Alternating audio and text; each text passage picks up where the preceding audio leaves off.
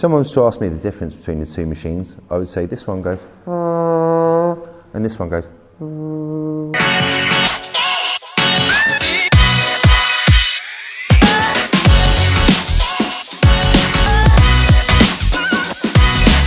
Hello there, my name's Ryan Smith. I'm also known as a scientist. I'm one of the pro team members of Cheyenne Tattoo Machines, and I'm here to talk to you today about the two machines that I use most in my work. Now, I'm very well known for my ornamental work. It's a lot of line work, a lot of dot work, it's very intricate work. To be able to do these kind of pieces, I need to be able to get my lines in quickly, preferably in one shot. So for this, I tend to generally like using the Cheyenne Thunder machine. It's really powerful, so you can just pull these really nice, long, fluid lines with it. For me, it's perfect.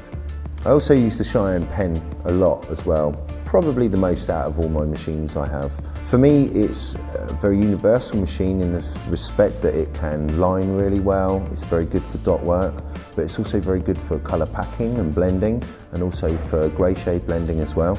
I'm able to concentrate more on the work I'm doing because I don't have to worry about the machine.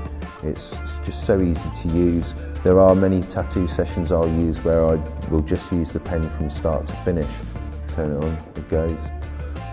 Yeah, do you want me to have a quick talk about needles? For me, the needles are much more accurate. I feel the second you hit the skin, you can feel the difference. Nice and sharp, they glide in and out of the skin really well. They keep the skin in really good condition as well. You don't have to worry about snagging on the skin. You don't have to worry about ink backing up through the cartridges and potentially ruining your machine. They're just really well made, which make my tattooing jobs so much easier.